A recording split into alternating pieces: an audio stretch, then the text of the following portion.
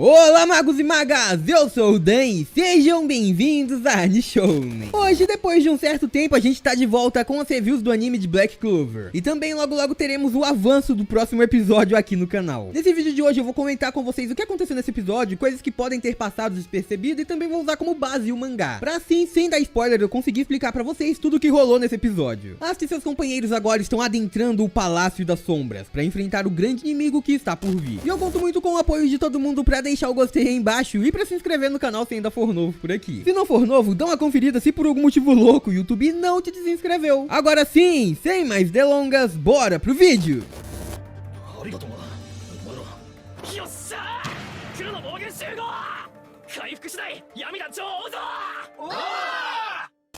Galera, então o episódio já começa mostrando o Geldry e o Revit, que pra quem não se lembra foram os primeiros cavaleiros a serem demonstrados vilões em Black Clover. O primeiro deles, o Revit, logo no primeiro episódio já tentou roubar o Grimório do Yuno. E o outro era um capitão que enganava todo mundo e buscava riquezas pra si mesmo, o ex-capitão do Orcas Púrpuras. Ele tava usando a sua magia de invisibilidade nele e no Revit, e eles dois juntos estavam prestes a fazer a pior loucura das suas vidas, entrar no Palácio das Sombras. E isso, essa cena já chega pra dar uma explicação pra gente do que é o Palácio das Sombras. Eles chegam dizendo que este era um espaço que tinha uma magia ancestral, mas que podia ser visto com os próprios olhos. Eles então decidem que querem entrar lá pra dentro porque existem ferramentas mágicas antigas e riquezas enormes ali, adormecidas naquele lugar. Bem, é o que as lendas dizem. Será que é isso que eles vão encontrar lá? Vocês vão descobrir em breve. Do outro lado, então, a gente vê o pessoal dos touros e também os seus aliados se recuperando imediatamente com a magia da Charme. Todos eles estavam comendo pra recuperar a sua mana. Enquanto isso, o Capitão Yami e o Capitão Mantis, eles já tinham ido na frente pro combate, mas parecia eles já tinham uma noção que os inimigos ali seriam de alto nível. Então todos precisavam se recuperar o mais rápido possível pra conseguir ir pra lá correndo e ajudar todo mundo. Enquanto isso, a Mimosa tava curando os ferimentos do Asta. Como a gente sabe, ela tem magias incríveis de cura e fortificação. E bem, o Asta realmente estava precisando daquilo depois de tudo que ele passou. E agora ele já tava se sentindo bem melhor. A Noelle mesmo achava que o Asta tinha exagerado demais, apesar que ele sempre faz isso. E é nesse meio tempo também que ela percebe que a garota do Byakuya Yanumagan tava muito preocupada com o Asta. Afinal, ela ficava dizendo toda hora que o corpo do garoto era muito raro. Nesse momento, a Noelle já tava ficando com um pouco de ciúme e bem,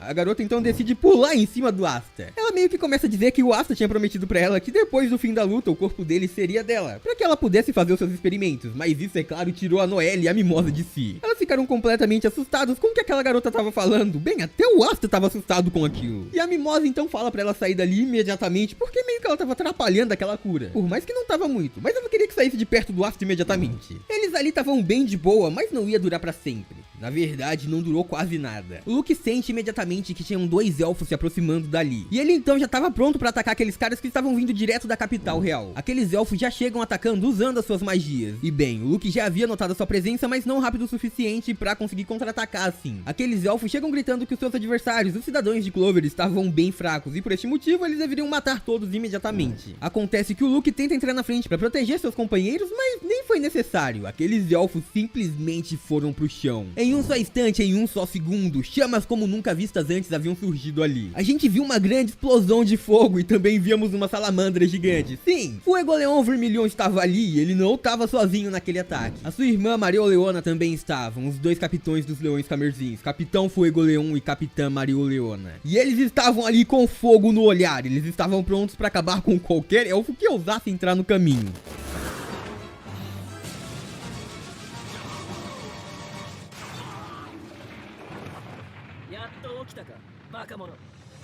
Depois disso, Nozel também já aparece se pronunciando, dizendo que os dois demoraram pra entrar no combate, mas finalmente entraram. E agora, juntos, eles começam a notar que aquele buraco no céu, o Palácio das Sombras, estava ficando aparentemente cada vez menor. Isso era algo completamente ruim, porque se eles não fossem pra lá e impedissem aquilo, seria tarde, daí aqueles que foram possuídos por elfos nunca mais poderiam voltar. Eles tinham que ir pro Palácio das Sombras imediatamente. Mas alguns elfos então aparecem, bem, um mini exército. Eles dizem que não vão deixar ninguém passar e que o plano dos humanos deveria acabar por ali, que ninguém deveria ousar tentar entrar no Palácio das Sombras. É isso que eles chegam dizendo. Você acha que vai funcionar? Eu acho que não. Os touros assumiram a frente e falaram que iam segurar aqueles elfos numa boa, que todo mundo poderia ir com tudo. A Charme e a Vanessa estavam ali pra se certificar que ninguém morresse. Eles iriam proteger todos. Os touros tomariam a frente e enquanto isso o Magna ordena que o Asta vá embora correndo junto com os capitães pra dentro do palácio. A espada dele tinha um poder muito importante pra ajudar todo mundo ali. E ele então entende a sua missão e vai correndo pra lá. A Noelle e a Mimosa também vai se juntar a eles e todos eles vão pra dentro daquele palácio.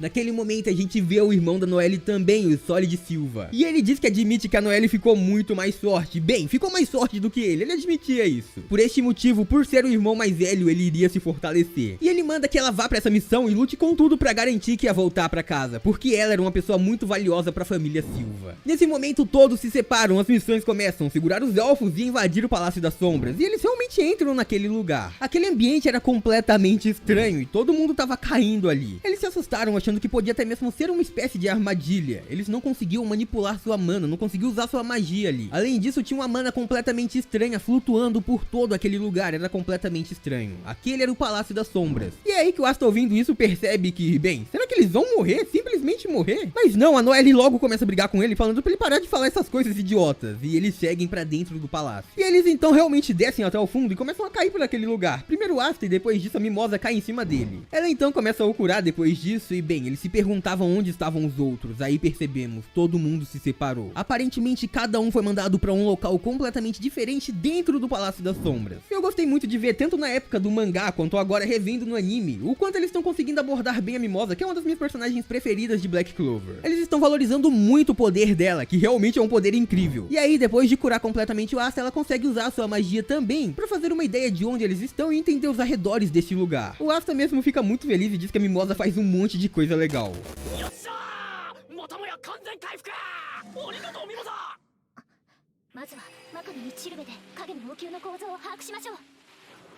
Ela então fica completamente assustada ao ver o que a sua magia representou. Vários espaços largos com as magias élficas sendo representadas de todo lugar. Além disso, tinha um único caminho que conectava todos esses espaços. Ela também percebe que aparentemente todo mundo foi mandado para direções diferentes, o que era bem ruim. E se eles acabassem não derrotando os inimigos presentes em cada um desses lugares, de cada um desses andares, os caminhos não vão conseguir se conectar e eles nunca vão conseguir se reencontrar. Além disso, ela estava sentindo magias ali, e os donos dessas magias eram poderosos, tão poderosos que seriam nível de capitão. Estes caras, como a gente sabe, seriam os apóstolos de Séfira. E também ela sentia um poder mágico incrível vindo de lá, que obviamente era do Lich, o Lich de verdade. Nesse momento, Asta então consegue perceber, fazer uma associação que o chefão tava lá em cima. E aí eles tinham que se reencontrar no meio, já que cada um caiu num lugar diferente pra depois eles irem pra cima e lutarem com o chefe. Asta então já se empolga e começa a sair correndo pra subir. Acontece que ele se depara com um grande poder mágico ali, um poder mágico conhecido por todos. A gente sabe de quem era. Aquele era Ariel. Ele chega se reapresentando, dizendo que ele já tinha falado pro Asta que o nome dele era Lyra e não Ryu, mas tudo bem. E ele dizia que os adversários poderiam ser essas pinturas porque eles ficariam esperando até a última gema mágica aparecer ali. Neste momento, Asta e Mimosa encontraram um primeiro adversário, mas ele não era o único.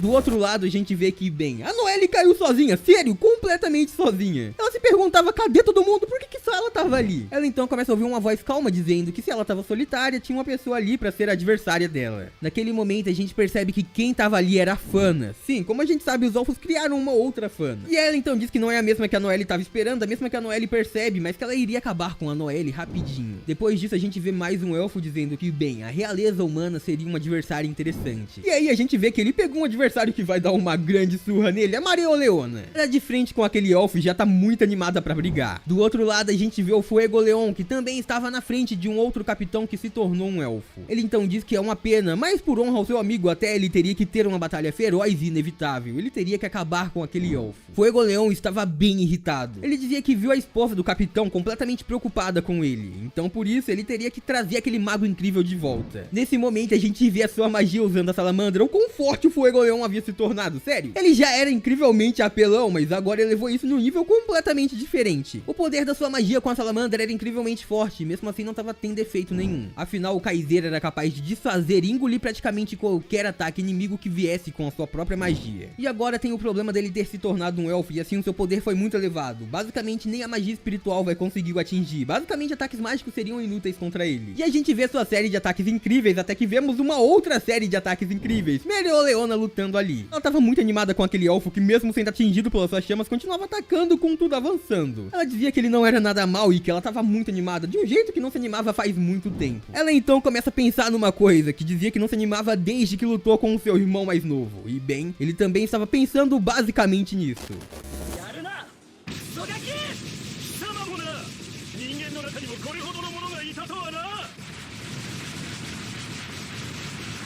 Aquela luta fazia ele lembrar da sua irmã mais velha, e agora a gente conhece um pouco mais da história e do passado dos dois, que bem, eu já comentei em outros vídeos aqui no canal, mas vai ser muito legal rever isso no anime. Esses dois sempre foram inseparáveis e o Fuegoleon sempre admirou o quão forte a Mereoleona era. Sério, ele tinha uma energia e audácia incrível. Não só isso, como ela ficava treinando ele, e ela fazia isso dando uma surra nele. Mas do mesmo jeito que ele admirava, ela também o irritava bastante. Ela fugia dos treinamentos e não treinava junto, ela não participava naqueles treinamentos de campo. Bem, ela fugia e ficava bagunçando, e isso a deixava muito mais forte, sério. A própria irmã Teresa, que treinava os dois, dizia que isso fazia dela uma verdadeira gênio. Fuegoleon então percebe que até certo ponto ele até tinha inveja da sua irmã, quão bom ela seria, quão bom ela sempre foi. E aí então chegou o dia que ele perguntou se ela não iria entrar pros Leões Carmesins, e ela meio que disse que não, com certeza não. Ela não queria, o Fuegoleon não entendia o porquê, ela tinha uma magia de um calibre incrível. Com certeza ela se tornaria ótima entre os Cavaleiros Mágicos, e não só isso, ela poderia até mesmo se tornar a Maga Imperatriz, a Rainha Maga, e eu concordo totalmente com ele. Acontece que ela não tinha interesse nenhum, ela queria ir pra grande zona mágica, ela não quer entrar em esquadrão pra ficar fazendo missões e nada assim, ela queria fazer as coisas do seu próprio jeito. Neste momento então, completamente furioso com a decisão dela, o Fuegoleon decide a enfrentar. Ele decide desafiá-la numa luta e é claro que ela aceitaria, e pede pra que ele não se segure. Naquele dia, basicamente todo o castelo foi destruído, todo o lugar onde eles viviam, e bem, a luta entre o filho mais velho e a filha mais velha da família Vermilion ficou conhecida pra sempre como a Terça de Sangue e Chamas. Sério, eles destruíram tudo porque os dois eram incrivelmente poderosos, e bem, agora eles estavam tão animados quanto aquele dia, e assim eles teriam que lutar tão forte quanto estavam naquele dia também.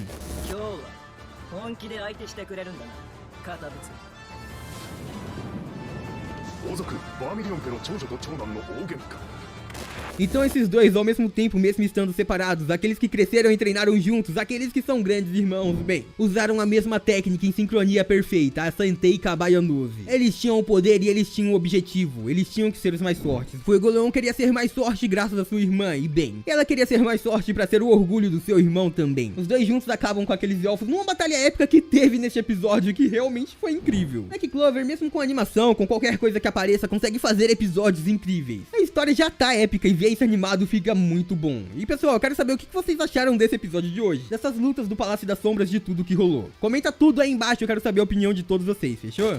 E por hoje é isso, muito obrigado por terem assistido até aqui, eu espero muito de coração que todo mundo tenha curtido. Eu vejo vocês no próximo vídeo, até lá um grande abraço e tchau!